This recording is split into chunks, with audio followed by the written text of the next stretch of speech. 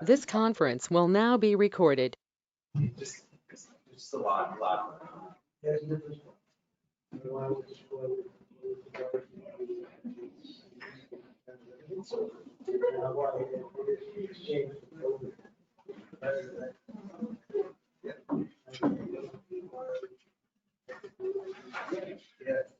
I think it's gotten a little bit.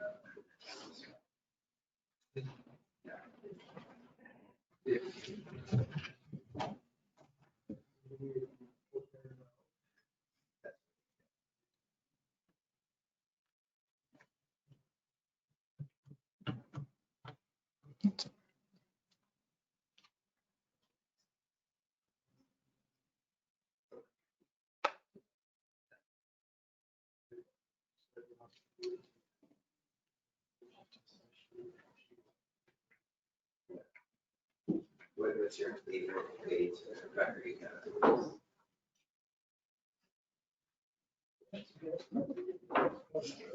Yeah.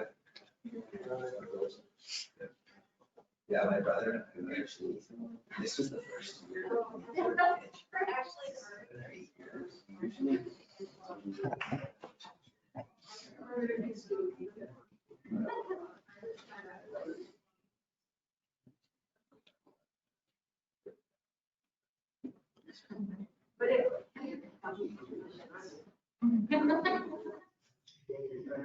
It's a great way to see the. I have 11. Now, see, change it to that.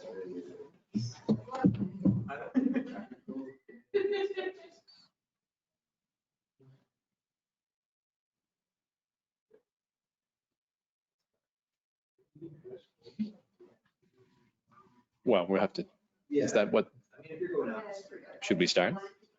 Okay, I think we're going to start. Okay, well, welcome everyone. I think we're going to get underway. So welcome to all of our members who are participating virtually from wherever you are in the watershed or the greater Fredericton area. My name is Peter Toner. I'm the president of the Nashwaak Watershed Association, and it's my pleasure to welcome you to this virtual/live meeting. Just to provide everyone at home with some context, there are people, I'm not just in my living room, there are people here in the room with me.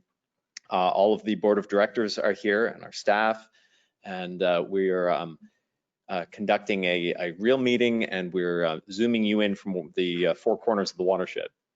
So, so thank you. The first thing we need to do is an order of business. There are a number of orders of business that we need to do according to our constitutional requirements of our letters of incorporation. So the first thing we need to do is approve the agenda. So the agenda has been circulated and it's appearing on your screen now. If there are people who are dialing in who can't see the agenda, I can just go through it quickly. We're going to approve the minutes of the last year's AGM, business arising. I'll give a president's report. Marika Chaplin, our executive director, will give a financial report. We'll elect officers and board of directors. Then we've got some special 25th anniversary celebratory things to look at and listen to. And then we've got an open member comment discussion section, and then we'll finish with a presentation by Dr. Josh Kurek from Mount Allison University, who's going to talk about microplastics. So if you're tuning in but not on a not able to look at a screen, if you're on a phone, that's the order of business. So can I have a can someone make a motion to approve the agenda, please? I guess Melanie McCarthy, thank you. And can I have a seconder? Thank you, Ian Lodge. The normal protocol, it seems to me, for online meetings is not to necessarily ask everyone to chime in, but just to open up a space for anyone to decline if they do not agree with the motion. So is there anyone opposed to approving the agenda? Anyone at home or anyone in the room? Okay, I think we'll take that as read. So the next item on the agenda is the approval of the minutes of the 2019 annual general meeting. In the before times, that used to be held at the Ville, and now we're doing it here. So the minutes were pre-circulated, but they're available here if people want to have a quick look. to see if there's anything that doesn't seem like it was correctly minuted from our last meeting.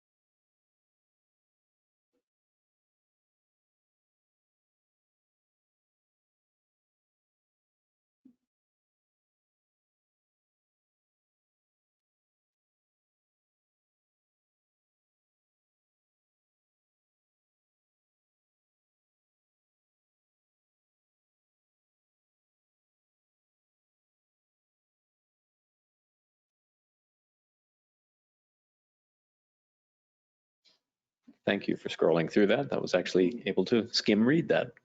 So can I have a mover and a seconder to approve the minutes of the 2019 AGM? Anyone like to move? Julia Carpenter will move. Anyone like to second? Ian Lodge again, thank you very much. All in favor of the motion? Those opposed to the motion signify by saying nay if you decline, for those of you at home. Okay, I think that's carried. So business arising from the AGM minutes. So this is typically where we would open the floor to any questions about the previous minutes. I cover some of updates to a number of items that were in my report last year in my report this year, so I don't need to burden the agenda with those now. And similarly, Marika will be providing an updated financial report, which speaks to the business arising from last year's. But are there any new matters from the last AGM minutes that people would like to ask about? Is there anyone at home? I should say that people who are tuning in at home, if you would like to use the chat function on GoToMeeting, Natalie DeSeta, one of our staff members, is monitoring the chat, and she'll be able to see if you type a question or a comment in the chat. So if you do want to interject or ask a question, you can pop it in the chat and we will deal with it as we're able to. Anyone have any other business arising? It's all silent over in the chat, Natalie. Okay. We do have a question period at the end, so we needn't be burdened by that. Okay, well, I guess I will start by giving my president's report, and I'm going to try to keep it a little briefer than normal because we have some nice 25th anniversary stuff, and I want to make sure we have lots of time for that. So, illustrated by some nice pictures from Nashwaak. It doesn't look like that right now. That's down in the Marysville Flats during flood season, and we're not there now. So this is looking a little different than the version that I prepared. Okay, so introduction and announcements. I'd like to recognize the 2019-2020 Board of Directors, all of those people who were board members this year.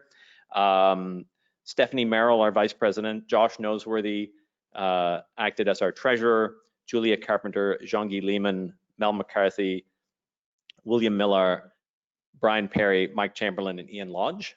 I'd like to thank them all for their service to the organization in 2019-2020. Josh has had to step back from the organization because he's relocated overseas. And Will Miller had to step down because he's extremely busy with his postgraduate study, but we do thank them for their service to the organization. Just also want to acknowledge, I hope I've got everyone, all of our staff members, people who are permanent staff and people who are provide assistance with projects as they come along.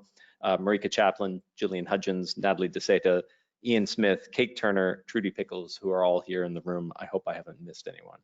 And plus, I should also, it's not on my slide here, but thank all of our committed volunteers who come out and help at our various events. Memberships, I just want to point out, especially to people who are viewing at home, that we are very happy to accept your membership online. If you go to our website, there's under membership, there are ways you can renew your membership tonight online. You can either send a check, fill out the form and send a check in the mail after the meeting tomorrow, or you can pay via PayPal. Okay, so I just wanted to, oops, I forgot to advance the screen there. So I wanted to talk a little bit, just briefly, give a bird's eye view of some of the projects that we were able to undertake this year with the funding that we have got. We have, by my count, now Marika and Jillian, you can tell me if I'm wrong, but I counted 14 projects from 7 different funders. Does that seem about right? Totaling over $300,000. That's right, isn't it? So that's really, if you'll pardon a riparian pun, it's a high watermark for our organization. We've never had $300,000 in funding before. So it really speaks to the successes that we've had as an organization, and we're really kind of moving from strength to strength. Some of the projects that we've used, some of the funding was used for a variety of different projects, including culvert assessment. So in 2020, we assessed an additional 24 culverts plus, I think, 65 stream crossings. So we've assessed over 200 culverts to date in the watershed. We've been doing water quality monitoring for a number of years now. We've got 12 sites where we do a full range of water quality sampling, and we have 37 temperature loggers to measure the temperature of the river in different locations. We do river ice monitoring. I believe we've done that for 2 years now. That's a contract from the province of New Brunswick too, and I guess we're heading into that season now. We're going to need river ice monitoring, but not today and not tomorrow. Tree planting has really been a huge success this year. In past years, we've aimed at planting 1,000 trees a year. This year, we planted over 3,700 seedlings and over 1,900 willow cuttings, which brings us well over 13,000 seedlings and 20,000 cuttings over the past 15 years. So it's really, we've really exceeded our original goals for planting this year, and we've expanded our planting activities in from the Marysville Flats, which was our long-term planting area, into the Neils Flats. So it's really a testament to a lot of hard work and dedication.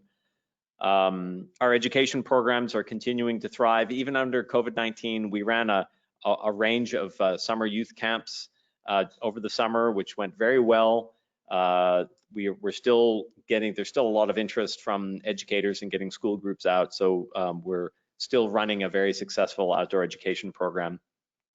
The organization did 3 fish passage retrofits, which were involved some engineering solutions to try to improve fish passage conditions in a number of culverts. And of course, always we're doing habitat stewardship. And you probably can't tell, this picture actually is a wood turtle on a log in a mist, which up close looks a little more impressive, but it just looks like a blurry photo, I guess. Strategic planning. This was a major undertaking that the board of directors and the staff took on this year. Actually, I reported on it last year at the AGM because we were in the early stages of beginning that process, and we'd made some important beginning steps, and we continued that work since last year's AGM, first in person with a day-long workshop facilitated by Josh Noseworthy, our former treasurer, and continuing despite COVID-19, we met virtually as a board on a number of occasions, and it worked surprisingly well. And then after we wrapped up the strategic plan, then Josh continued to work with our staff to develop the operational plan, and it's a living document, so there's always lots of extra bits that can be added on. And we're really pleased with the results. So it covers our work for the next decade. We've identified a range of threats to different components of our ecosystem in the watershed. We've done a lot of brainstorming to determine what kinds of solutions might work to address those threats. And it's a really comprehensive document, and it was done using a process that is a nationally recognized process especially for environmental organizations to do strategic planning. So we have our new vision statement and our new mission statement, which we presented at last year's AGM. So our vision statement, we envision people caring for a clean, healthy, and beautiful Nashwaak River watershed that supports and connects people and wildlife for years to come. And our new mission statement, to promote, conserve, and restore the Nashwaak ecosystem by using science-based methods, community collaboration, and advocacy for the watershed and its inhabitants. So two short but powerful statements, which if you've ever done strategic planning, you know how many hours of toil can go into crafting two statements like those. And a range of strategic priorities, of course, including ecosystem restoration, education and engagement, policy and advocacy, and financial and organizational sustainability. A few brief other updates, which you would have noted some of if you received our newsletter in the mail. Campbell Creek Dam is an ongoing project. We're working with a wide variety of partners and the landowner, who's the city of Fredericton, to remove the Campbell Creek Dam, which is the largest, that should say, barrier to fish in the watershed. It's a large carrier as well, but it's even a larger barrier to fish passage. It's on River Street in Marysville. Many of you will be familiar with that location, and we really feel like it's going to make a big impact on this lower part of the watershed and providing potentially opening up a lot of valuable habitat for fish and other wildlife. Sisson Mine, there's not a whole lot new to report on Sisson since last year, except to say that we're continuing to monitor, especially monitor the Sisson Group's compliance with the 40 conditions that the province of New Brunswick imposed in the environmental impact assessment back in 2015.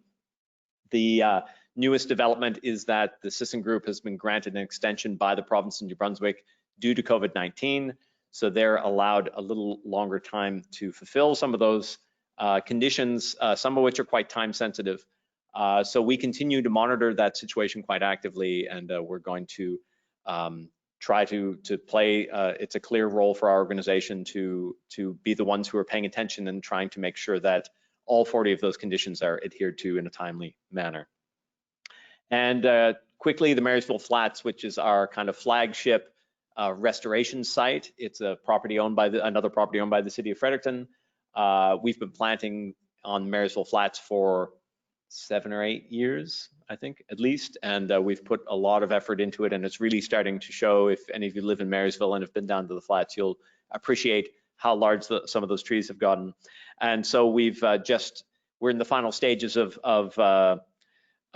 working out a conservation easement agreement with the city of Fredericton for the property. So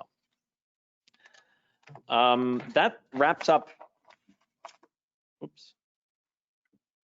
Maybe that's the end of it. So that wraps up my president's report, and I'd be happy to take questions from either people who are in the room or people at home. So if you have a question, you want to put your question in the chat. We have people monitoring the chat, and I'd be happy to repeat the question and then and answer it as best as I can. Or people can unmute themselves. Okay, well that would be great. If you're at home and you'd like to unmute yourself, by all means unmute yourself and ask any questions you might have about concerning the president's report. We do have an open discussion period at the end if you want to wait until then. Unmuted.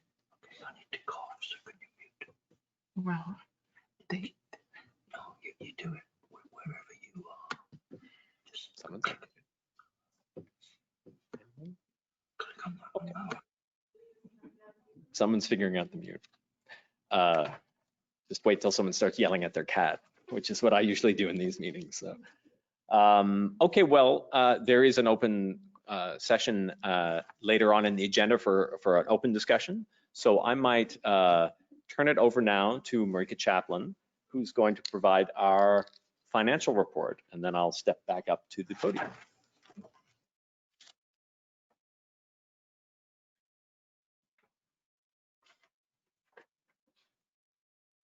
Thank you, Peter. We were actually out in the field yesterday, and your name came up. We were all very pleased that you hadn't stepped down, and And we were chuckling because just thinking about all the things that you have volunteered for recently, you know, preparing a talk for the Minister of the Department of Transportation Infrastructure, preparing for this event, having to be on camera for the film that you're going to see later. And I think everyone here in this room and participating virtually would totally agree with me that you're a very sweet president for the Nashwaak Watershed Association. I've got you some honey to go with that, and I don't know the best. I guess we'll pass it off here distantly. Thank you very much, Peter. Good thing we're both tall, long arms. Yeah, yeah, it's wonderful that you've given so much to the Nashwaak Watershed over so many years. So there are a few documents that were distributed concerning the finances for the fiscal year, and the comparative income statement and the balance sheet. I'm not going to be going into detail today. Those are to the end of September of this year. If you do have any questions, of course you can ask them to me, but I'm assuming that you've had a chance to review them. But I will provide some detail for the financial statements that were to the end of last fiscal year. So our process, and many of you are familiar with this, is we have our books that are kept with Adams Green, and then we go to the extra effort of having financial statements prepared by another company, which is Keith Saunders Doyle. So we have a very robust accounting financial reporting method. And I think the financial statements are there. I'd asked you to look at page 3 for for a little bit more detail here. So on page 3, you will see that it shows the assets and liabilities of the association at our business year end, which is March 31st, 2020. And the difference between the two is the accumulated surplus or reserve, and that's the cushion that the association has for future endeavors, and it's a cushion that we have gradually been building up since, like for many years, but certainly we've been actively doing that since 2016 as we see, and certainly this year with the pandemic, issues with cash flow, and so this has really helped us weather that storm. And so there are some variances in this year's statement that are worth mentioning. And I'm going to get you to turn to page 4 for that. Let me just make sure I've got all my pages here. Okay, so accounts receivable. Okay, we won't go to page 4 yet. My apologies. Accounts receivable are comprised primarily of Environmental Trust Fund and the Wildlife Trust Fund, and they pertain to the March 31st, 2020 fiscal year, but they're received after the year end. There's unfortunately not a lot we can do about that. There's typically a delay with the Wildlife Trust Fund, and the Environmental Trust Fund requires that we prepay for expenses and get reimbursed after the fact. So that's just a little bit out of our hands, and so that's why that amount is 33,000 plus. Prepaids for 2019 included the prepaid WorkSafe New Brunswick premiums for the whole year and some other office expenses that were prepaid. There was nothing prepaid as of March 31st. Sorry, I did flip back to page 2 on that. Thanks. Accounts payable is comprised of regular bills outstanding at the year end, and then payroll deductions for March that are paid in April, and accrual for the accountants is very similar, as you can see from last year. So about $1,000 difference there. Overall, the accumulated surplus net assets are $56,488 at the end of the business year. Okay, now we're going to page 3. These. So for our statement of revenue and expenditures, you can see that the grant revenue is down, but the membership and the donations are up, which is good. The fundraising is up a little bit over 2019, and overall the revenue decreased from from 256,000 to 247,000 over those 2 fiscal years. Just wanted to draw your attention to the expense categories. Most expense categories are consistent year over year.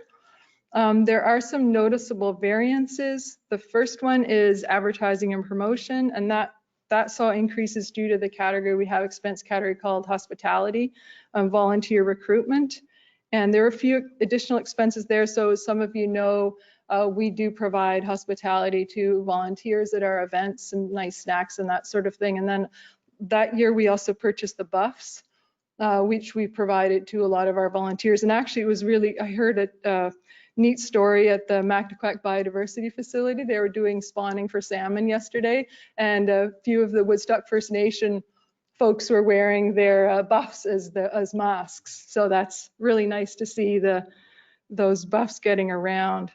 For office, there's some variance there, and those expenses, we purchased 2 adjustable desks for the office, and of course we moved our offices last year, which was an additional cost. And then we purchased a few things like Bluetooth headsets for COVID when, you know, early on we were doing more remote, well, we still are doing remote meetings. And then finally, training and education, as you can see, let me just scroll down here, was less in 2020. And I think generally the story there was less training was taken by staff, and or training was taken at a more economic, or yeah, a reduced rate, I guess. That's really it for the financial statements for me. As you will notice, they are not audited, but they are independently reviewed by Teed Saunders Doyle. Are there any questions or comments that I can address?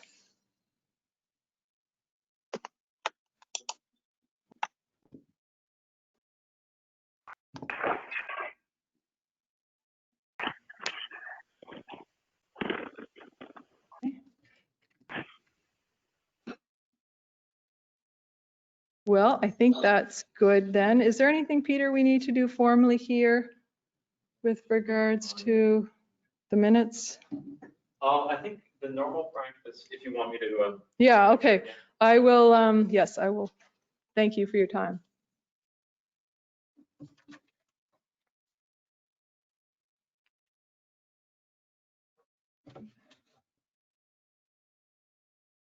Thank you, Marika. I think the normal practice is to accept a financial report.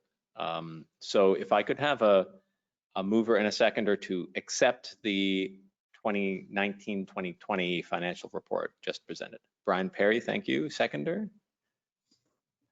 Anyone? Julia Carpenter, thank you. Is anyone opposed to that motion? Okay, I think that's carried then. So the next item on the agenda is the election of officers and board of directors. And for that, I will turn over to Melanie McCarthy. Step up to the podium, Melanie.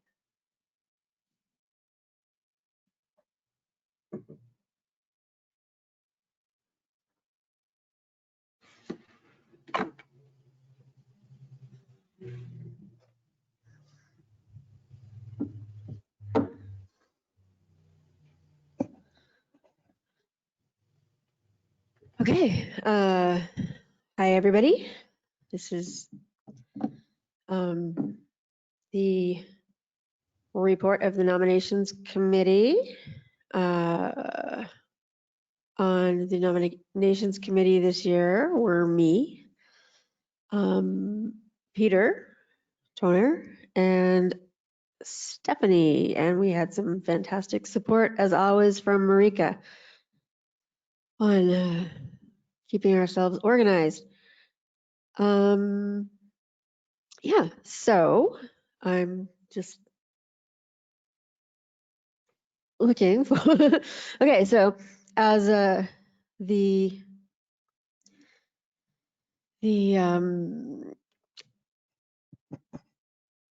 slide shows, which I'm not sure if everybody can see that, but I'll read what I have. The nomination committee humbly submits our report for your consideration. And according to our constitution, the board will be comprised of 7 to 10 directors. Directors serve for terms of 2 years with an option to renew. And the table officers are selected from among the newly elected, re-elected, and returning midterm directors.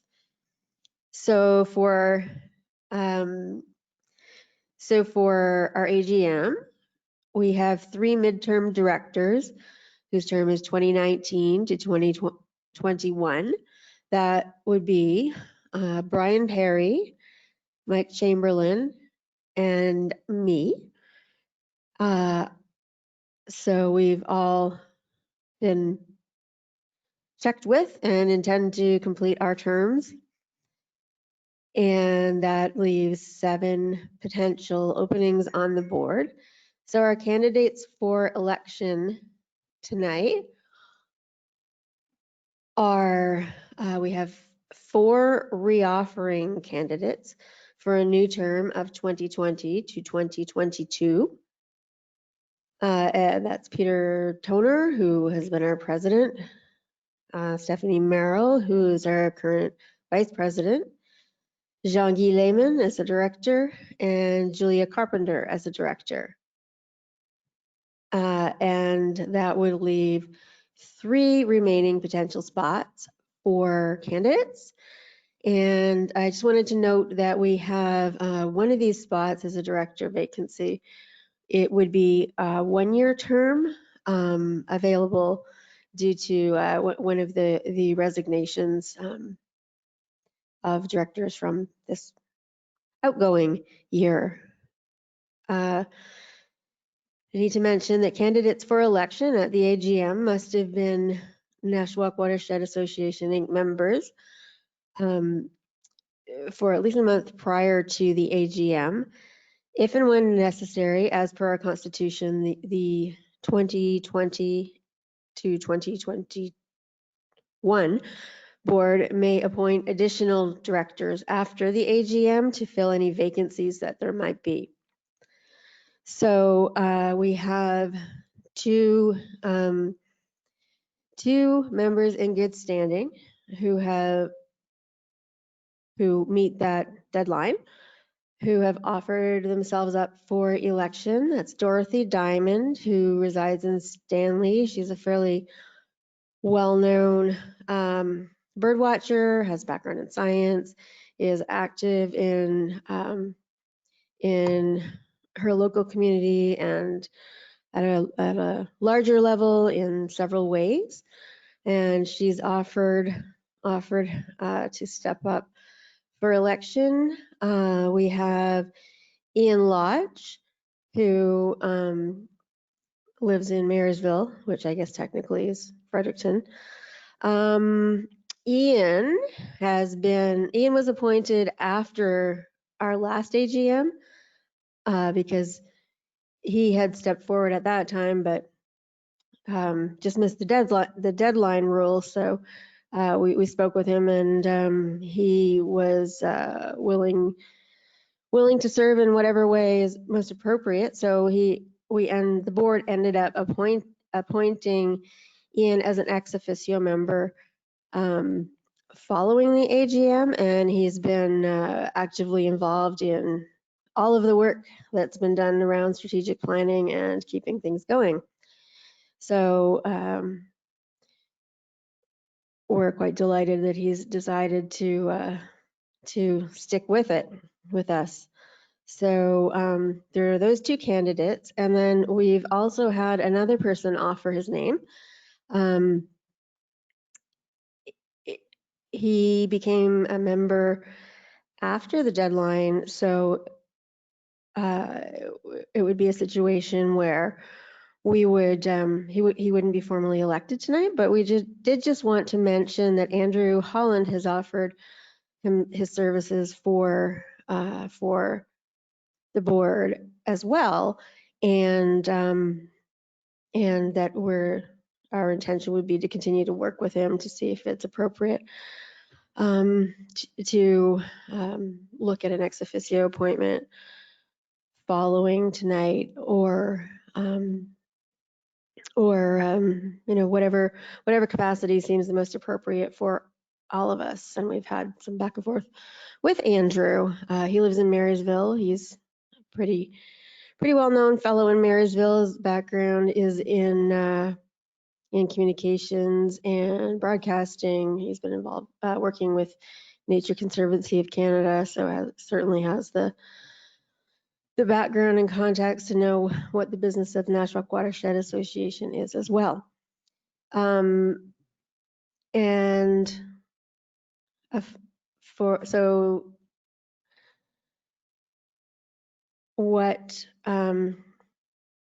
That's our slate, and an FYI about the potential candidate Andrew as being appointed as ex officio after tonight's elections, and the candidates of election for election tonight were the reoffering current President Peter Toner, Vice President Stephanie Merrill, Director Jean-Guy Lehman, Director Julia Carpenter, and members in good standing Dorothy Diamond and Ian Lodge. So having presented that slate and some other by the way information, I now need to call for any other nominations. We have to call for nominations from the floor, if there were, or the ether. If we are to consider nominations, please keep in mind that the person for nomination would have to, number one, be aware of the nomination and accept it, and have been a member in good standing. So, sorry, Marika was on the move, so I was wondering if she was going to inform me of something, but I guess I'm okay. So, yeah, so with those things in mind, I'll ask if there are any nominations from the floor, and I guess people could send a message via the chat or pipe up or in the room, make yourself known. And I should probably give that a little bit of time. Do we have anyone popping up online? No? Oh, super. I mean, not super that no one's there. There's a new thing that's up on the screen. Yeah, okay. Are there any other nominations?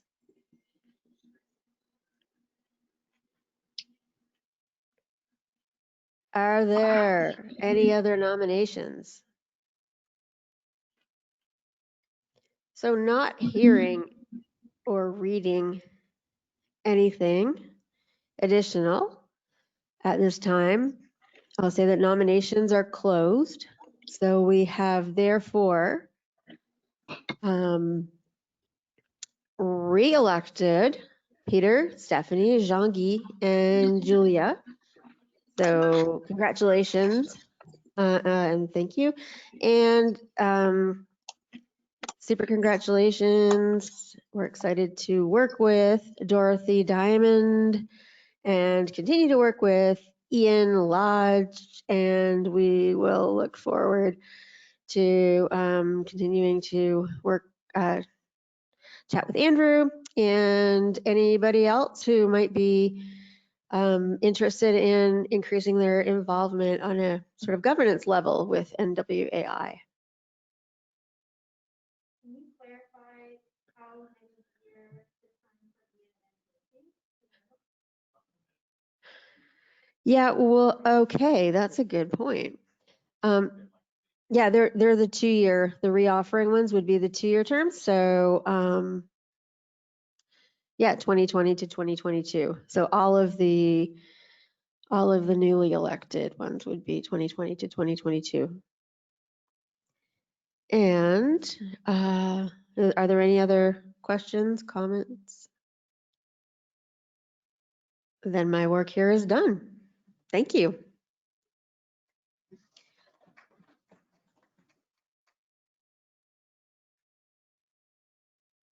Thank you, Mel.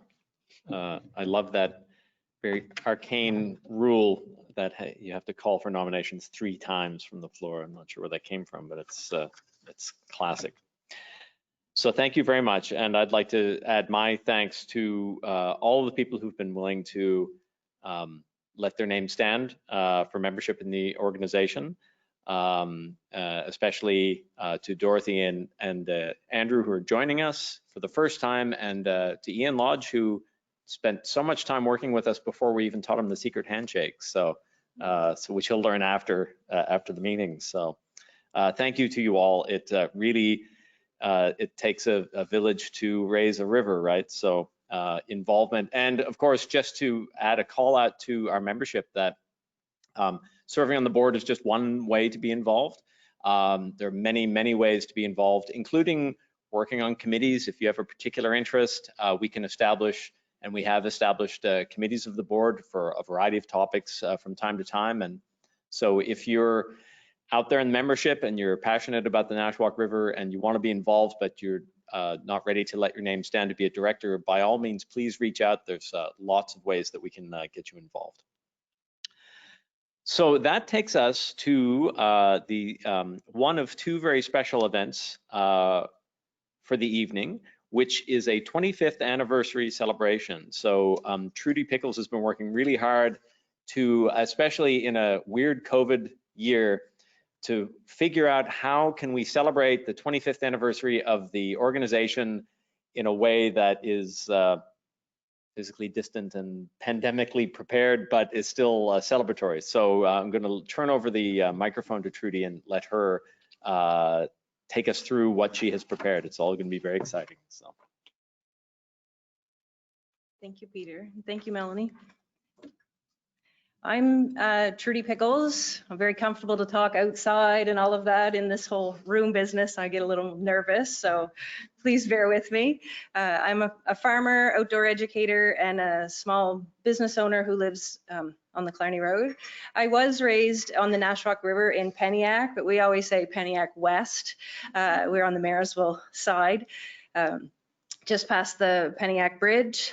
My cousins, my family, and I, we spent hours exploring the riverbanks, collecting butternuts, jamming that Grampy's tools right full of that sticky stuff to get into those nuts, swimming and camping on the Nashwaak. As an adult, my friends and family were frequently on the river, foraging, kayaking, swimming, and fishing. I was asked to be involved with the AGM, which I was very pleased about. I actually wagged my tail a little. This presentation is to showcase 25 years of accomplishments, projects, volunteers, and stewards of our watershed. There was a community connections part where we did call out to on social media and other ways to hear different folks' stories and photos. And I will say that was definitely my most favorite part, connecting with others who have that love for the Nashwaak. So I hope that you enjoy.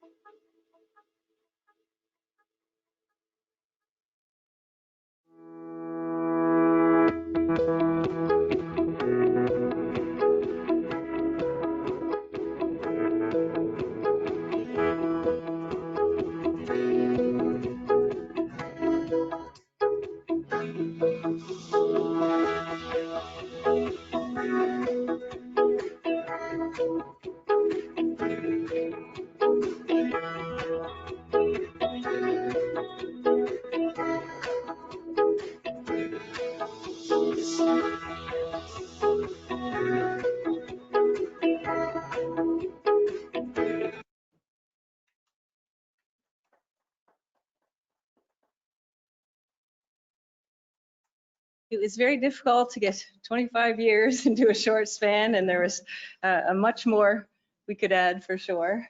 I'm going to hand over to Marika for the next presentation. Thank you. That was awesome. Thanks, Trudy. And we have also another, trying to figure out how we could commemorate this 25th year in a different way. And we were asked on a couple occasions to be involved in film projects. One was for the St John River Summit, and the other was for a project the Eastern Charlotte Waterways was completing. And very kindly, both of those agreed to share their film footage with Atlantic Media Works, who have compiled these different video clips to make a cohesive film, and they filmed Peter just last week. And so we just thought it would be really nice to have something that will stand in time for our 25th anniversary. And so here it is, with credit to Atlantic Media Works for pulling it all together.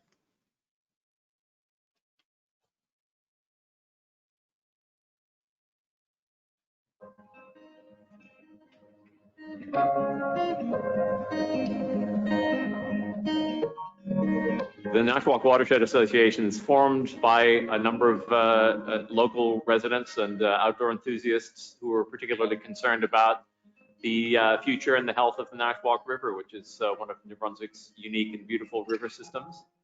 It was primarily organized around people who were particularly interested in the state of salmon populations in the Nashwaak. And over the years, we've developed into a more kind of comprehensive environmental organization. Salmon are still an important part of our mandate, but we've expanded our activities to include activities relating to riparian restoration, advocacy, and dealing with other kinds of issues in the watershed generally. There's a lot of really neat stuff that we're doing. We have a great staff team, an incredible board of directors, and the restoration work that we're doing is amazing. We do a lot of work with fish passage, so making sure that the Nashwaak River is connected to all its tributaries as best as we possibly can. With the removal of this old dam structure, we will be opening up 27 kilometers of river, and it provides habitat for all sorts of aquatic species. We also do a lot of outreach. We do workshops, and we are very excited to be working with schools. We do a really good outdoor education program. So we're looking forward to getting kids outside and in the watershed. This type of floodplain forest is the most converted type of habitat in eastern North America because of development pressures and patterns of settlement. But at the same time, restored floodplain forests harbor like twice the biodiversity of upland forests. So there's a great opportunity in restoring it. We have a 10-year goal. We're restoring 51 hectares via tree planting in floodplain properties. And once the silver maples mature, it can uptake 220 liters of water per hour, which is huge. And then of course it releases into the atmosphere, which from a flooding perspective is like a made in nature solution to a lot of the problems that we're facing. The joy in planting a tree is that you can put something into the ground that you know will create biodiversity, will mitigate floods, sequester carbon for hundreds of years to come. This year marks the 25th anniversary for the Nashwaak Watershed Association and coincides with the beginning of the UN Decade for Ecological Restoration, which runs from 2021 to 2030. And the goal of acknowledging that decade is to foster environmental and ecological restoration and research in order to meet the 2015 Paris Climate Agreement to try and keep our global temperatures below that 1.5 degree increase. And the best, most effective, cheapest, and most scalable method of achieving those goals is through forest restoration. It is the only method that has been well studied, that we know works in terms of increasing carbon sequestration or storage in the ground. As there's an increasing number of threats to the health of rivers, not just in New Brunswick, but across Canada, we need to really embrace rivers like the Nashwaak for their beauty and for what they give to us as people, and recognize that rivers like the Nashwaak ought to be protected in the same way that people are protected, which is something that happens in other parts of the world. So we see ourselves as advocates for the river because the river can't speak for itself. So organizations like ours have to represent the river and preserve it in its current state and help to improve itself.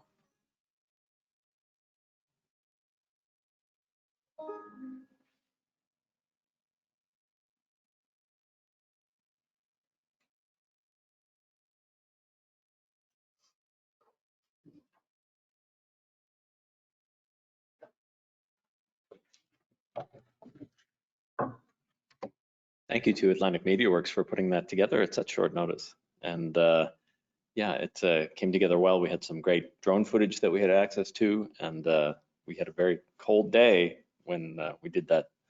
It was it should have been today. It would have been great, but anyway.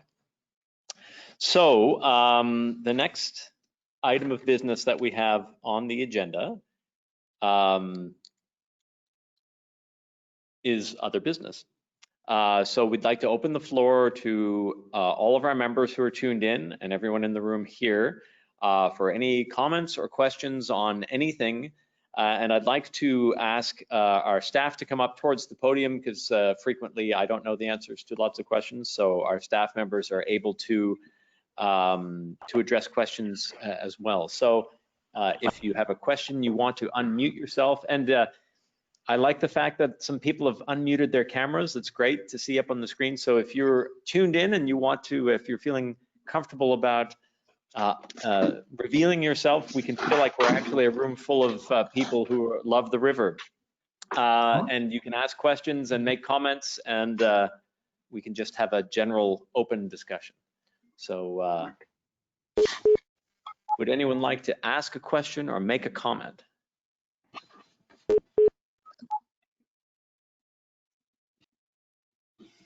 I'd like to ask Gary Spencer if is Gary still on? I'm just trying to turn this thing on. Okay, I'd like to ask Gary where that picture that you sent in of you in the, I'm presuming it's you in the canoe and all that whitewater, where was that taken? Lower Lake Dam, or locally known as Irving Dam. Oh, the Irving Dam, okay. Speaking of Sis and Mines. Yeah. I'll make a comment while I'm on here. I'm so pleased to see the watershed carrying on and doing good things. Good on all of you. Good on you. We wouldn't have gotten here if it wasn't for people like you who took the first steps with us as an organization. So, well, it was our pleasure. We had a ton of fun doing it. So, would anyone like to address a question to anyone who made a presentation, or would people like to know more information about any of the items that we talked about? Heather Orr has a question. She would like to know the current membership count. Okay, so Heather Orr is asking what the current membership count is, and I guess I'll ask Marika, well, I guess it's constantly being updated. So the last time I looked at the spreadsheet, how many was it? Julian, do you happen to have that open? 98 last year? Okay, so 98, but the good thing is that they make an excellent Christmas present, NWAI memberships. So thank you for the question, and it is true that they are excellent stocking stuffers.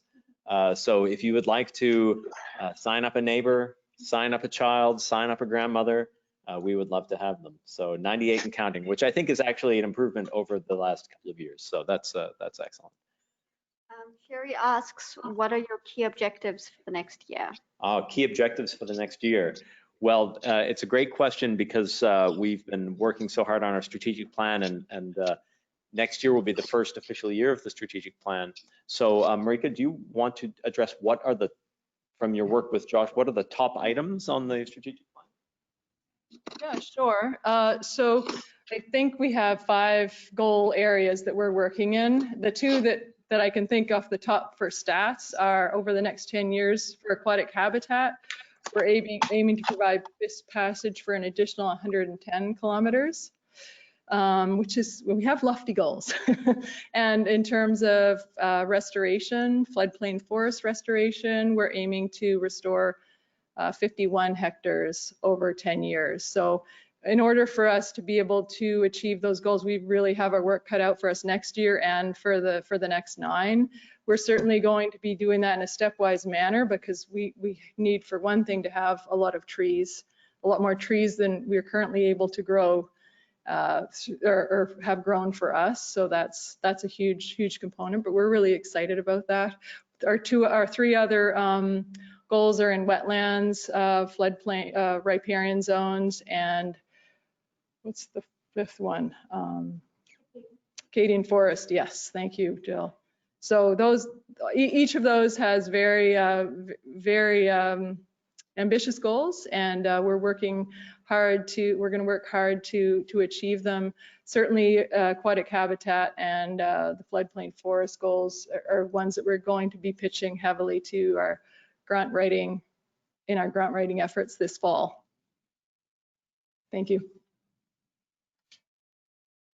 Thank you for the question. It's an excellent question, and you know, people who've done tree planting in other contexts probably think of it as, you know, being able to plant a single person planting hundreds and hundreds of trees. But the unique challenges of planting silver maples are that they have to be grown in a certain kind of way and treated a certain way. So it's a lofty goal, 51 hectares, but we've really made a lot of strides on it this year. So thank you for that. Other questions? If people want to unmute and say something or ask a question of anyone. Peter, can you hear me? It's Yeah, Nathan. Hi, I'll put my camera on too. Oh, hi Nathan. Nice to see you. You too. Thanks. It's great that you've got this set up so we can all join. I just wanted to say that it's been great working with your staff over the past year or two on the Campbell Creek Dam removal project, and we're working really closely with the local Indigenous groups, and it's really good to see the Nashwaak staff take a really good leadership role and to make sure that this gets done. And it's been an awfully tough project, dealing with different people and social values and media, and it's been a really complex project, and that's something that's going to come. We're going to see the fruits of our labor this coming year, next summer, with that dam coming out. So that's a really big accomplishment. Thanks, Nathan, for your comment. And you're right, you really put your finger on it just there, that it's been many, many years in the making, and it's such a big project with so many different moving parts. And you know, it's the city owns the property, but they've brought together a kind of a coalition, and I'm quite proud of the fact that we've been taking a leadership role in it. And you're absolutely right. Up to this point, it's just been all hard work, and we can't see the results yet. But you're right. Next summer, you know, hopefully we're going to have a vaccine and everyone can get out and enjoy the river again, and we're going to start to see a different looking kind of ecosystem there. And our many partners are to be thanked as well for helping out with that. So thank you for your leadership and your guidance on that project as well. So thanks. Brad Nickerson has a question. He asks, how is the salmon renewal effort progressing? Are there more returning salmon this year as compared to last year? Okay, thank you, Brad. Nice to see that you've joined us. Brad, of course, is a member of the very new GEMSEG Grand Lake Watershed Association, one of the newest arrivals on the watershed scene. So thank you for your question, Brad. Do we happen to know what the smolt wheel counts were this year? Yes, Brad, due to the pandemic, DFO actually they really only have got into the river in like the last month. So, and we do have their report in our newsletter as well, but we just don't have, any counts would be speculative. And of course, they're very much hoping to be up and at it next spring, but it wasn't possible. The federal government were some of the last really to be given permissions to do field work. Thank you. I'm going to butt right in and tell you I saw more salmon in the Nashwaak this summer than I have in recent years. I'm not saying they're covered, but I have my places that I look each and every year for the last 40 years or so now. And despite the very, very low water, I did see more fish. And I will add to that, the Nashwaak chugs along at about 300 fish every year, and it's not much. But it's a very important reserve of genetics for salmon in the St. John River. Relative to what's going on in that whole big river system, the Nashwaak chugs along at a below sustainable, but still there every year level. It's very important. Yeah, thank you, Gary, for that. And yeah, 2 years ago, I believe Nathan Wilbur gave our keynote address at this meeting. and brought us up to date on salmon returns. And we're still very hopeful. It was a really low water year this year. It was very dry, and I'm pleased to hear even anecdotal evidence that there's some hope yet on the horizon. Hope springs eternal. Are there other questions or comments? There's a comment from Andrew Holland, adding to Gary's question. Do your staff have any comments or insights on whether there was impact of low water levels this year? I have lived in Marysville for most of my life, and I don't recall the Nashwaak River being so low. There were times the cattle from Neil's farm would cross the river down by Dodona Place, but that is many years ago. Okay. Does anyone want to comment on anyone? Jill, did you want to have a few words about that? Hi, everyone. So yes, this year was, as far as records go, and the record of the level in the Nashwaak taken by Environment Canada doesn't go back very far, but this was record low levels at the Durham Bridge measuring station. And along with that were extremely warm temperatures. We certainly saw effects in the water quality, very high total dissolved solids, high metal contents, high conductivity in the water, as that was being concentrated in less and less water. In terms of effects to fish, certainly any salmonids, so salmon or trout, would have been less active. They would have been resting in those cold water pools for most of the summer, because our warm temperatures and low water started back in late May or even through early June. So the fish were concentrated in those deep, cold pools, which highlights the importance in our watershed of the small, cold tributaries. We have tributaries that we measure in our watershed that stay at 7 or 8 degrees all summer, being fed with groundwater, feeding into the Nashwaak and cooling it down. And the fish are often found at the mouth of those streams. But we didn't particularly notice any fish die off, if that was what the question was directed to. We did have some questions on social media coming in throughout the summer if we had noticed any effect on fish, but the salmon, the trout, and the other fish, they do adapt, and they take advantage of the cold water sources throughout the watershed. Thanks, Jill. And it really speaks to the importance of projects like the Campbell Creek dam removal to open up more cold water refugia for those, especially those salmonids. So thank you for the question. Are there other questions or comments from our many good members tuning in at home, or of course anyone here in the room? Okay, well, I know I'm looking off camera because I'm looking at the screen that has the questions. I should be looking right at the camera there. Well, I'd like to turn it back over to Marika to introduce our guest speaker. Every year we have a guest speaker to give a sort of a keynote address at our AGM, and I'll turn it over to Marika to provide those introductions, and then we will have a presentation.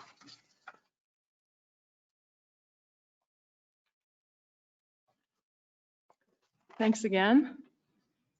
So Trudy has very kindly prepared all the names of people in this room and online who are participating, and we have two gift bags here. So the way this is going to work is if you win and you're in the room, then you can take the gift bag with you, and otherwise you can pick it up on Thursday from the office, and we'll put your name on the bag, and it should be pretty straightforward. And yeah. There is, in those bags, as you can imagine, is NWAI swag and a little bit of Lush cosmetics. So if you don't mind drawing 2 names, Peter, and I don't know if I need to, how do we want to do this? Nothing, I want it to look like I'm not picking and choosing. Oops, I'm already messing it up.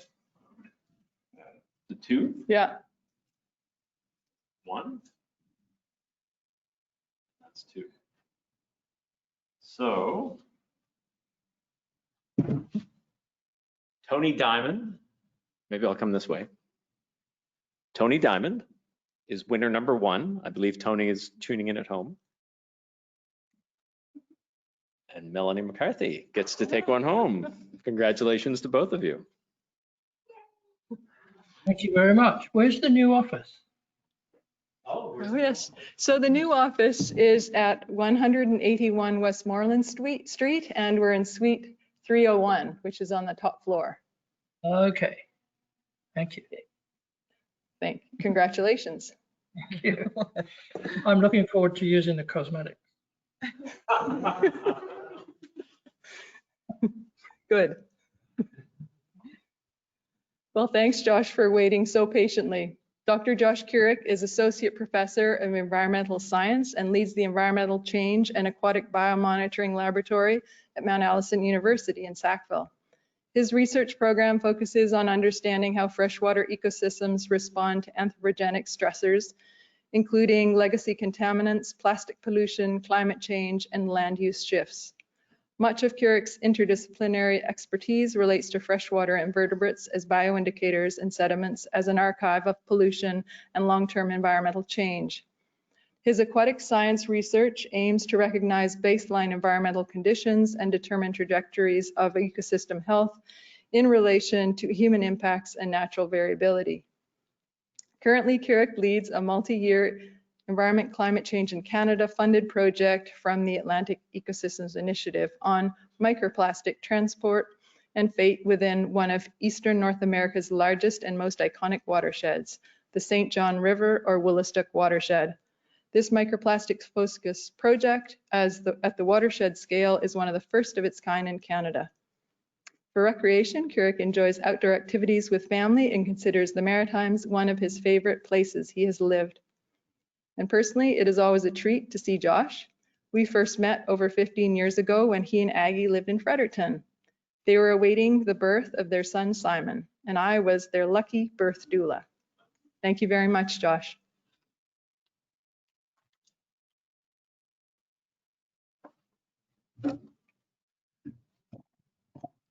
Thanks so much, Marika. It's really nice to be invited and see all the wonderful work that the Nashwaak Watershed Association has done over the years. And you've got a lot of positive momentum here. And I just want to put a plug in for watershed groups such as yourselves. You do a lot of heavy lifting in this province. You really know your watersheds. You connect with the people that live and recreate in these, and it's really important work. So I encourage groups such as yourselves to keep doing what you're doing. You're doing a good job. I'm going to talk today a little bit about a 3-year project. We've just wrapped up our last field season for this, and this is one of the first studies in Atlantic Canada focused on plastic pollution, these tiny little plastic particles that researchers from around the world are detecting in low abundances in ecosystems all over the place. And so when we started this project a few years ago, we wanted to take a watershed scale approach. We didn't want to just focus on one river or a handful of sites within a river. We wanted to look across a broad watershed. And so while we did sample sites on the Nashwaak that I'll talk about today, we also looked at study sites from Grand Falls to Gagetown and on other tributaries like the Oromocto River, the Tobic River, and the Kennebecasis River. So I'll present some of the work that we've done over the past few years.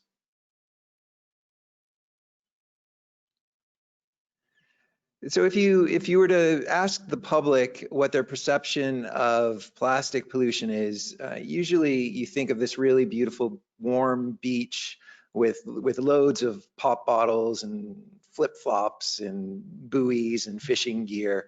But in reality, the plastic pollution is very, very complex. And most of it is invisible to the naked eye. It's plastic that has been released into the environment and that has been weathered or broken down into very small pieces.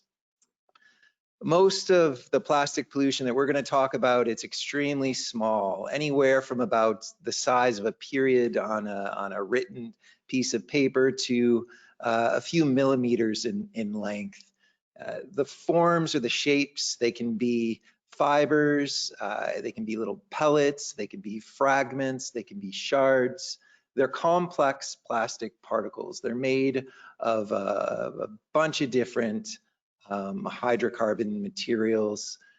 Some of these products are engineered for specific uses, such as fleece materials in some of our textiles.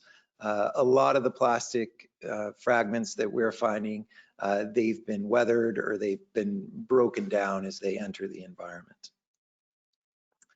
Why are we concerned about this type of pollution? Well, for one thing, it's widespread.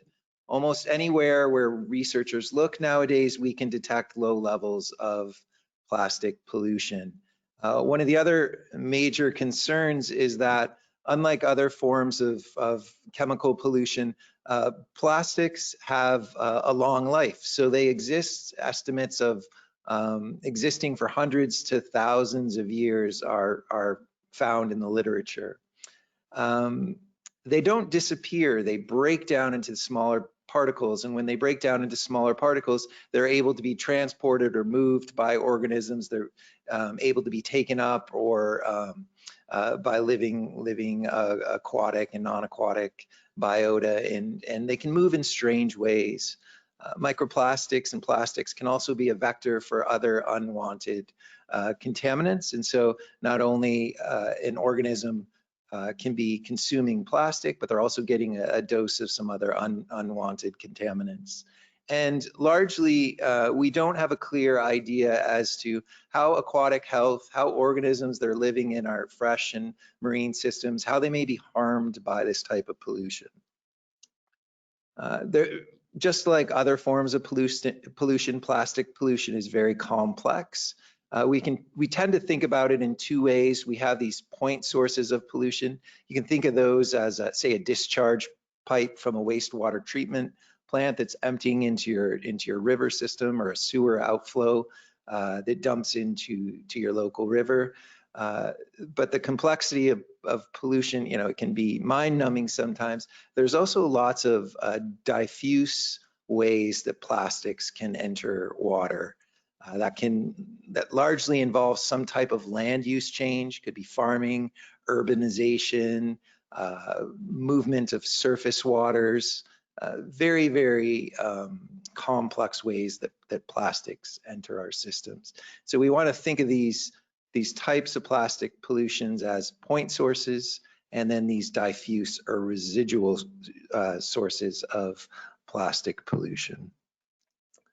So we focused this project on the St. John River Watershed. Again, we were targeting the middle reaches of this river system and some of the tributaries, such as the Nashwaak, the Kennebecasis, the Oromocto, and the Tobic River. And studying the St. John River, it's somewhat unique because much of the plastic and the microplastic research tends to focus on very urbanized, heavily populated areas. And so we almost have this perception of plastic pollution is only occurring in areas where there's hundreds of thousands, if not millions of people. And so we wanted to look at a more remote watershed, such as the St. John River. And it's one of the largest watersheds in Eastern North America, so it's not insignificant. And it has a relatively low population density. It's mostly rural, and so it fits that sort of comparison quite well. We had some basic questions when we started this project. We wanted to know, are microplastics, are they detectable across the watershed in a variety of different sites? And are their concentrations lower or higher compared to other areas?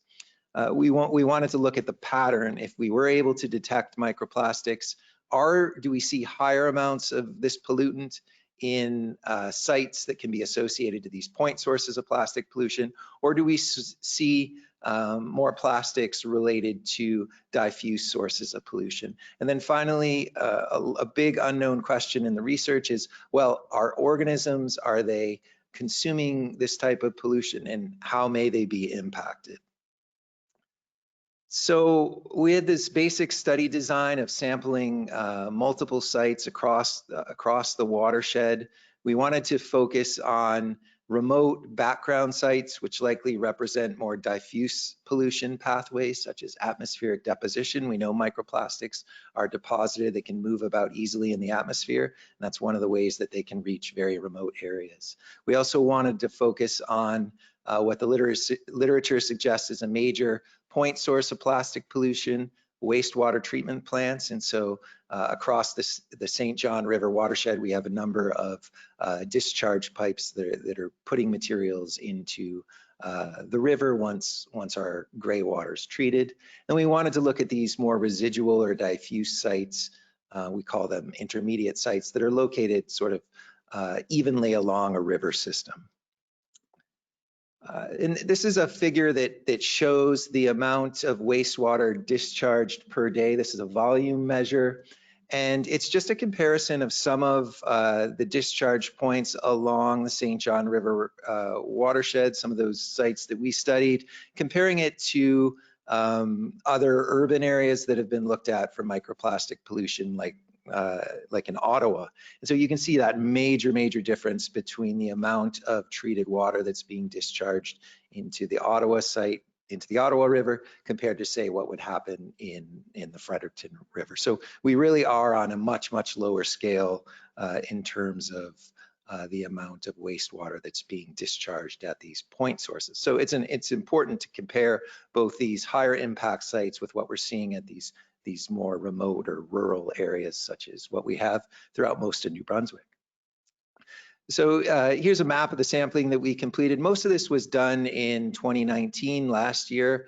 The field team spent close to 25 days in the field. You can see the Nashwaak there in yellow. We have about 9 sites that span kind of the middle reaches of the river, lower down to where it empties into the St. John River. And there's other tributaries that you can see highlighted there. We focused on 3 different aquatic samples that we wanted to study for microplastics. We wanted to look at surface water, we wanted to look at surface sediments, and then we wanted to get an idea of whether freshwater mussels are acquiring this type of pollutant. So at most of our 90 sites, we collected surface water samples, sediment samples, and when present, we collected anywhere from 5 to 10 freshwater mussels, all of the same common species. And typically we're filtering anywhere from about 10 cubic meters of water to 20 cubic meters of water.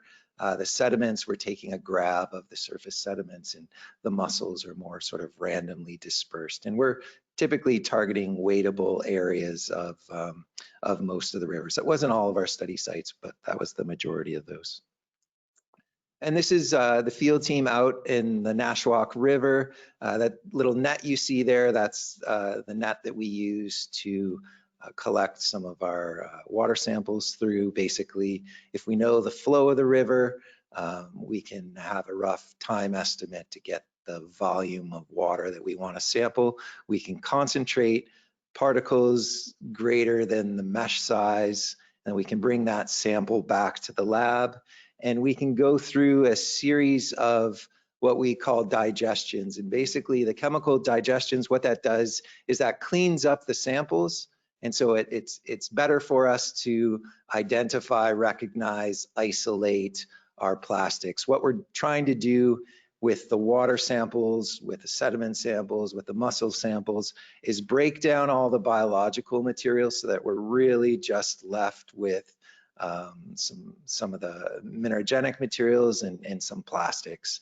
In reality, it's very complex. There's a number of steps, and environmental samples are quite dirty, and so it's challenging to go through our samples and pick out the little plastic particles, even after we've done a series of sort of complex steps that involve a bunch of chemicals such as hydrogen peroxide and potassium hydroxide. We're often sieving our samples as well, so just to better focus our sample and get rid of all the stuff that we're not interested in. Once we collect our environmental sample and go through a chemical digestion, we then pour little aliquots or little subsamples of that into glass Petri plates, and We look under a dissecting scope, and with forceps, we hand pick out all of the materials that we suspect are plastic in origin. And there's a number of kind of keys that we can follow that help us to do that. We tally or count them based on different colors and shapes, and so that way we're able to assign the types of particles we're seeing to various color and size categories. Much of the challenge in doing this is following proper quality assurance, quality control protocols. Within the lab environment, we know that there is interior contamination from plastics. Small plastics are they're within our clothing, they're on our carpets, they're moving around in our ventilation systems, and so we need to account for that type of contamination. And so when we're processing our samples, we're also doing what we call blanks. And so at the end of the day, we subtract the number of plastic particles we see in our blanks from the plastic particles that we see in our environmental samples. And surely we always do find a few plastic particles in the blank samples. So I'm going to show you some of the results from select rivers. We'll look at the water, the sediments, and some of the mussel data.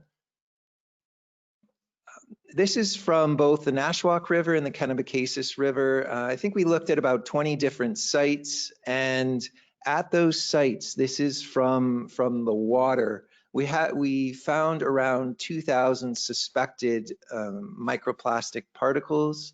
Most of those particles are fibers in origin. There's a little image there of what a possible plastic fiber would look like.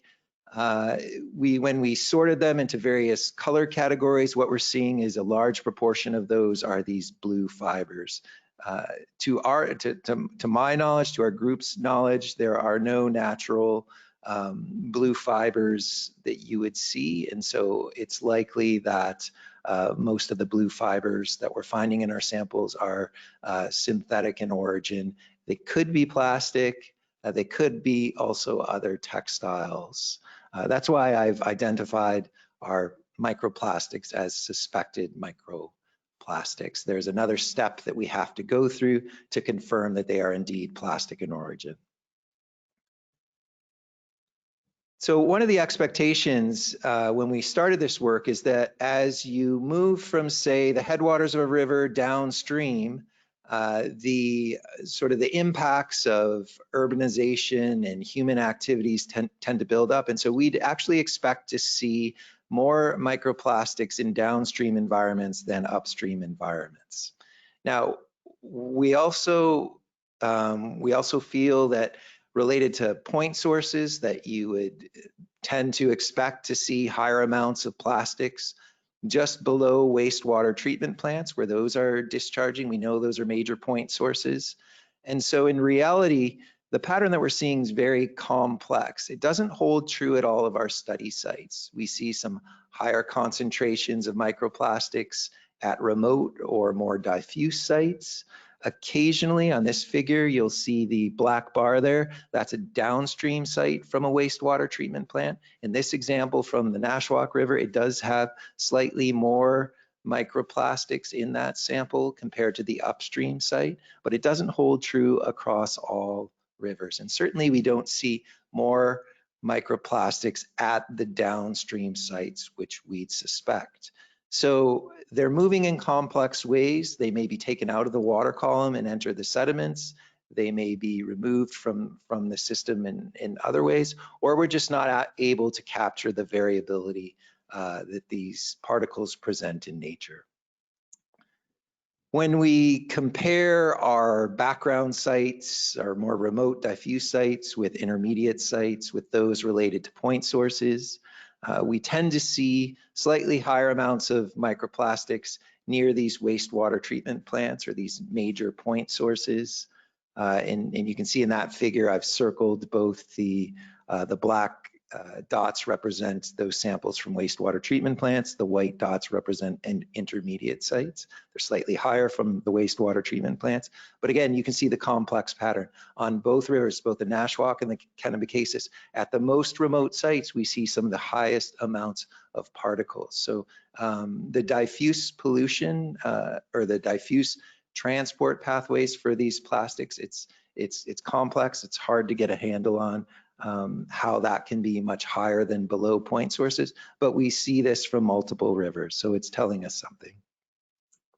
Now, we also expect to observe this type of pollutant in the sediments. The sediments are recognized often as a sink for pollutants, and so as plastic particles are released into the environment, they may join and aggregate with other particles, and they may be deposited in the sediments at the bottom of our rivers. And so that's an important environmental measure of this type of pollution. And at most of our sites, we are able to collect sediments and also water. And so we can look at these patterns, we can relate the two. And similarly with our water measure, we don't see a clear spatial pattern with the sediments. There is some indication that the sediments do contain slightly higher amounts of microplastic in downstream environments, but again, the pattern isn't clear. This is just the Nashwaak River that I'm showing you. In the other rivers, it holds true. There's a complex pattern there, and we don't really see a strong association with water, where we would expect to see higher amounts of microplastics in the water. That doesn't necessarily mean we see higher amounts in the sediment. And so this is probably more of an interesting component of this project, because a major research gap is on whether organisms are actually taking up this type of pollutant. If they are, it could be causing harm. And so we want to know, is this pollutant a concern? You know, should we be spending more of our limited efforts and research dollars on looking at this emerging pollutant? And so we wanted to fill in this knowledge gap by studying freshwater mussels. So we were able to sample mussels throughout many of our watersheds. Unfortunately, the Nashwaak, where our sample sites were located, there just weren't an abundance of mussels there. And so we don't have many samples from the Nashwaak to report on, but I will show you the really interesting relationship we found with microplastics and mussels from both the Kennebecasis and the Tobique watersheds. So again, when we look at our mussels, the amount of plastics in mussels, it's quite variable, and there's no strong pattern with the mussels related to point sources.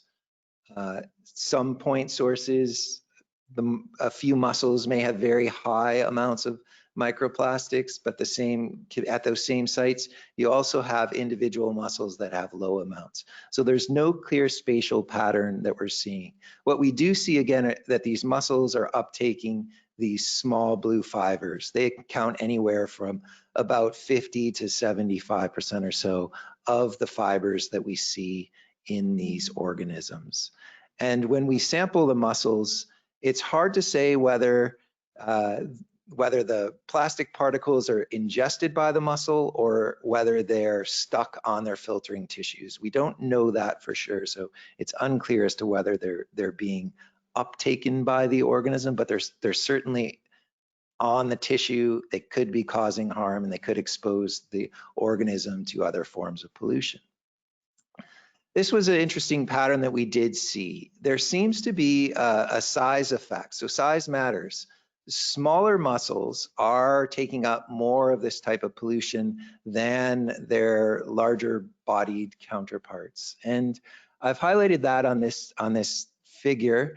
The gray circles represent mussels, individual mussels that we collected from the Tobique River, and the white circles represent individual mussels that we collected from the Kennebecasis River. And there's roughly 50 or so mussels that we collected from each of those rivers. There are some mussels that don't have any microplastics in them, and there are other mussels that have anywhere from dozens to upwards of 60 plastic fibers in them.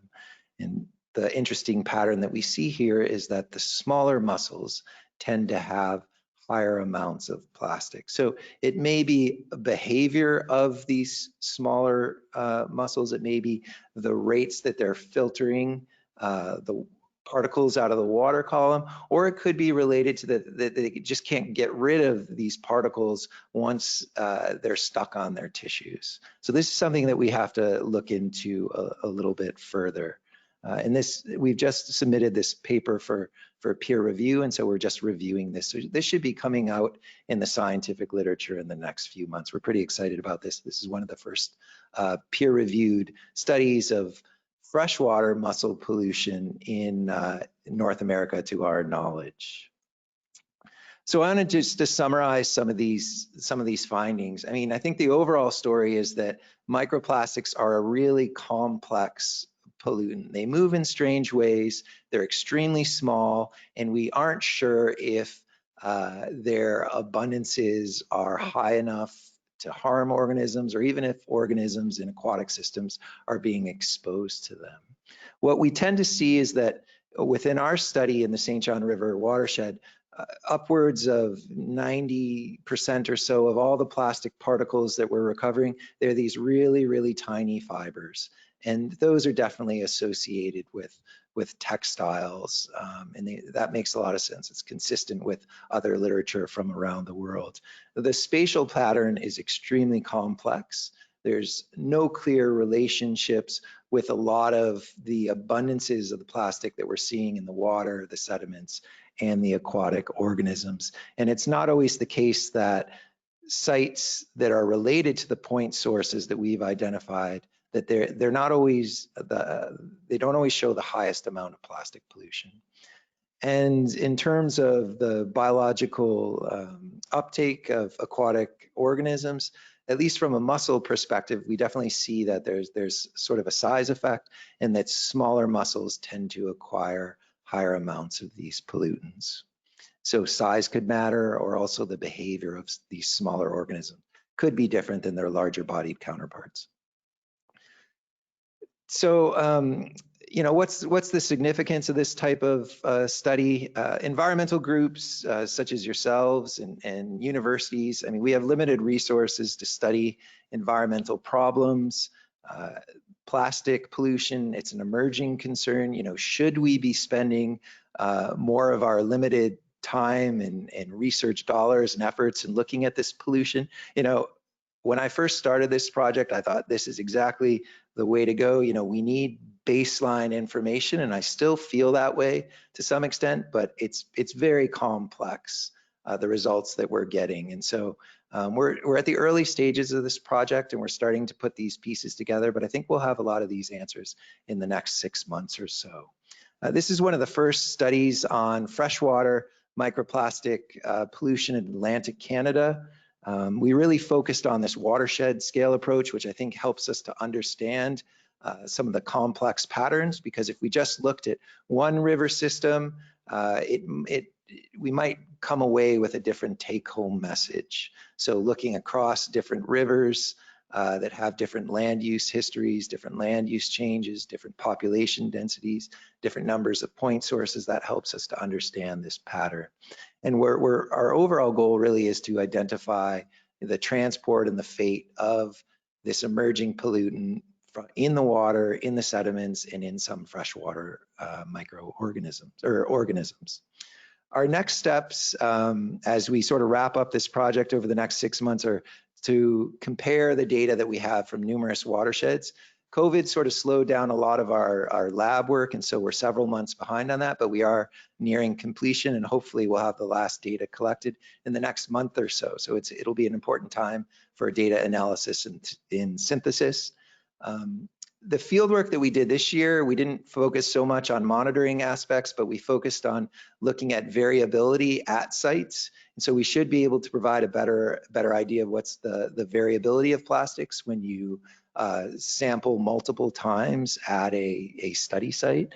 And then the overall goal, which we're trying to get funding for, is pollution characterization. There are fairly sophisticated techniques that need to be done with many of the particles, or at least subsets of these plastic particles, to be able to identify the type of plastic they are, and then to assign them to potential sources such as agriculture, products used in forestry, or products that we use within our residences, which we all know are contributing plastics to the environment at varying degrees. So I'll wrap it up there, and I can take a few questions if anyone's interested. I'd really like to thank the staff and students at Mount Allison who are involved in this project. Andrew, Amber, and Casey. They spent a lot of time in the field last year and the previous year, and their work really shows with the amount of samples that we have from our monitoring efforts. And I'd also like to put a plug in there for some of our partners, such as the Nashwaak Watershed Association, the Kennebecasis group, and some folks from Canadian Forces who helped us collect samples at challenging sites that we weren't able to access on the St. John River. And the funders for this program, none of this work would happen without the generous contributions of Environment Canada's Atlantic Ecosystems Initiatives programs, NSERC, and also Mount Allison to some independent student research grants. So I'm happy to take a few questions if anyone in here is curious, or if folks online have questions. Thanks.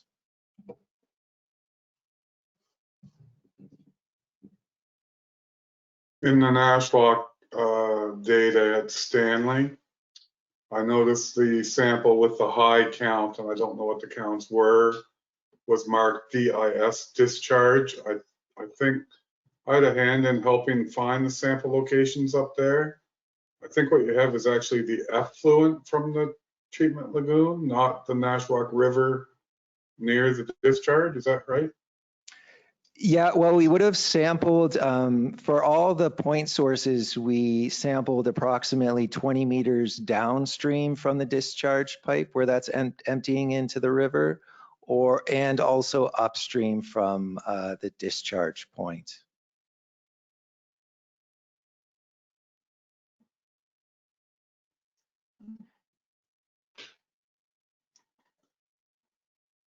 I have a question, if I could jump in.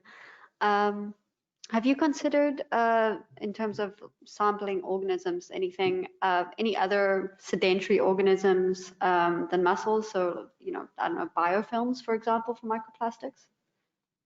I mean, we tried last year to sample large benthic invertebrates, but where we sampled, or at least the time of the year that we were there, we weren't able to collect enough of those that we felt comfortable would give us a chance to detect these small particles. I think we are sticking with the mussels for now. They're sessile, they're relatively large, they're easy to handle, and they're easy to, for the most part, they're easy to process for the chemical digestion. So those are the organisms that we think fit best for this. But certainly there are others that you could choose from, and there are other groups, not within Canada, or not within Atlantic Canada to my knowledge, but in other areas that have studied, for example, large benthic invertebrates.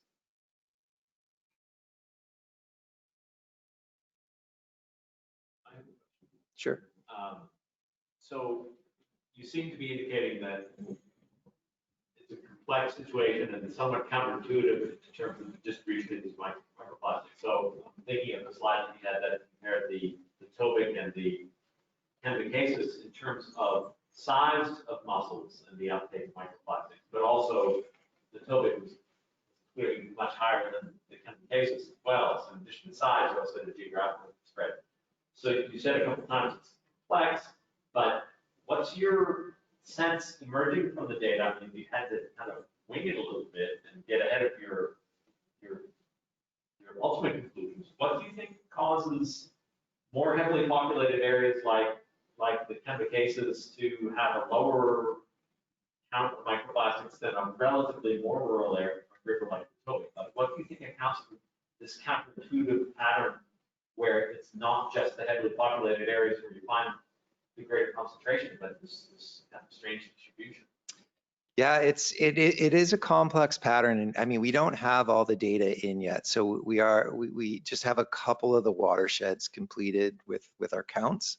So we're hoping that when we have more of those data, we'll be able to look across watersheds and kind of compare some of those differences.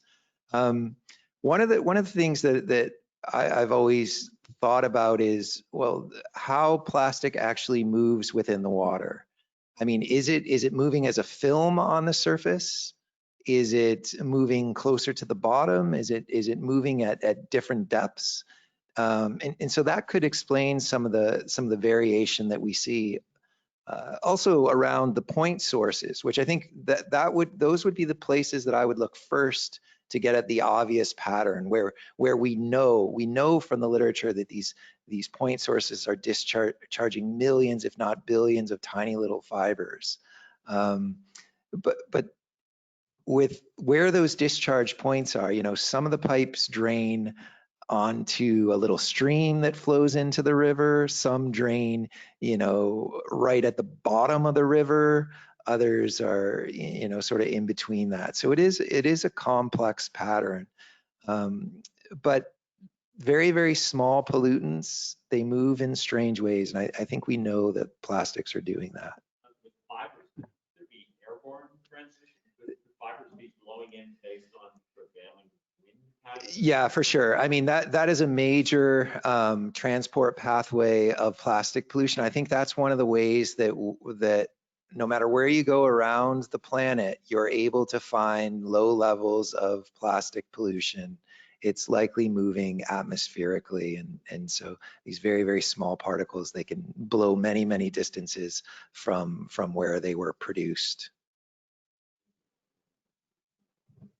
Yeah. Presumably a lot of these wastewater treatment plants would have different equipment.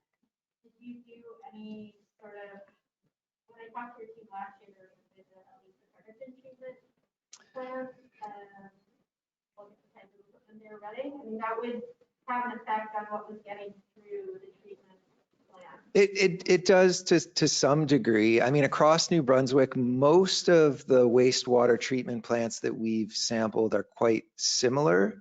And I should also point out from other studies that we know that the majority of plastics are removed at the wastewater treatment stage. So they sink out in a sludge.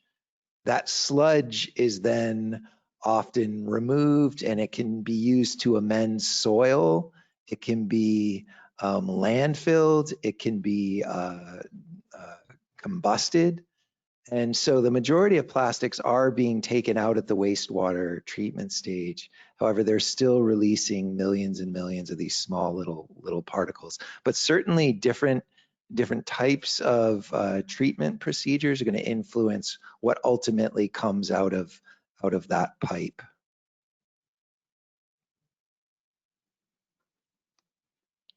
We have a question in the chat from Stephanie Merrill. She asks, how can this type of baseline research feed into ECC's implementation or regulation of microplastic ban? Yeah, I think that's a great question. I think, you know, scientists at an emerging problem are always, you know, we need this baseline data. It's very valuable. You know, how do you know, a more rural or remote watershed, how do those compare to more urban areas? I think, you know, if you want to get at looking at some type of legislation or regulation, you've really got to identify the source. And so some of what we're trying to do here is further characterization of all these particles, or at least a subset of these particles, to identify what type of plastic they come from. We know from the marine literature, which there's orders of magnitude more knowledge of plastic pollution in marine settings than there are in freshwater settings. But we know from the marine literature that upwards of 80% of all the plastics found in the ocean, they're from these single-use plastics. And so I suspect we would see a similar pattern within our freshwater systems. If we're able to identify or characterize these little particles, source the type of plastic that are presenting in our samples, it may give us a sense about where you could target regulation or legislation. The good thing is, you know, Canada is a leader in some of these sort of global efforts to reduce plastic pollution. We've had bands of small little circular microspheres, and I think we found very, very few of those in our samples. And so this baseline data can be valuable. It can show us that legislation that's come into place, that we're not seeing that type of pollutant in the environment. But certainly the next step is really, and further funding applications that we have on the go, a large proportion of that funding goes at characterizing the plastic pollution, which we weren't funded to do in this initial project. And looking into the cost of that, it's very expensive. It takes technical skills, and you're paying a technician $400 an hour to identify 7 to 8 plastic pieces. And upwards, we're recovering thousands and thousands of these. So there's a cost factor that has to go into, I guess, the accessibility of this science for a lot of different researchers. But identifying the sources of these plastic particles further, that's really important if you want to target some type of legislation or regulation. We also have a question from Brad Nickerson, who would like to know, how would microplastic particles arise from agricultural activities? Yeah, so that's a great question. In other regions that have looked at microplastics and fresh waters affiliated with agriculture, mainly as a land use pattern, so a lot of the row cropping, so there's different plastic films that farmers will apply to keep weeds down. They'll often wrap different hays in white plastic materials, and again, if pieces of that fray off, they can blow in the wind and break down further. And soil, a large part of the sludge that is removed from wastewater treatment plants that then goes into soil, that soil is then spread onto farmers' fields and at construction sites.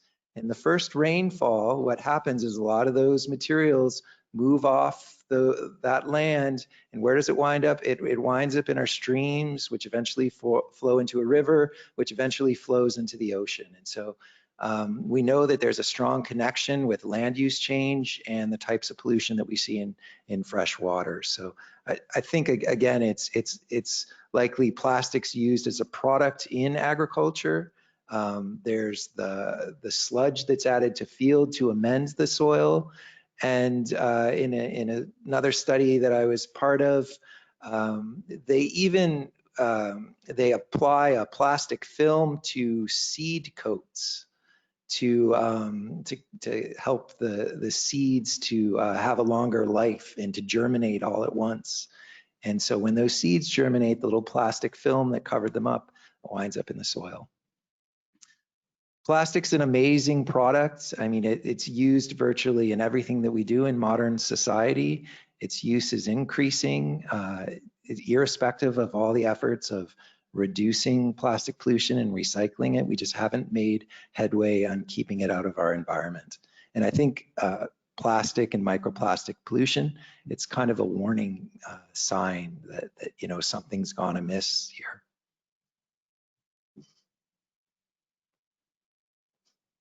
We have one more comment from Andrew Holland. It's not a question, it's a comment. He just wanted to say that good job on whoever lined up our story today in the Telegraph Journal and the Daily Gleaner.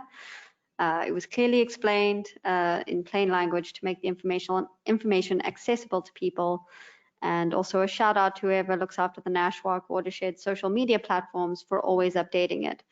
They had the newspaper story out in people's Twitter feeds early this morning. Thanks, Andrew. I think that was Marika who lined that up. Yeah. And I think that's it. That's it. Okay, thank you.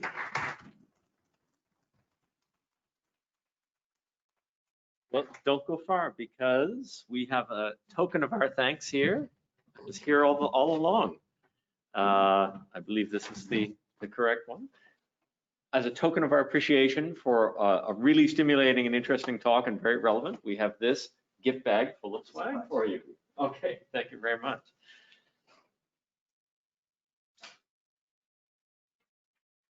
Well, thank you for a really stimulating talk. And we're at the end of our agenda for the day. So I'd like to thank everyone who tuned in from afar.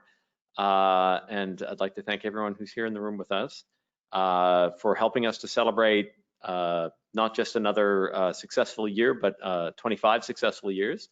And we encourage everyone to keep in touch with us and to seek out opportunities to be involved in our work and to take out a membership and get one for your grandmother for her Christmas present.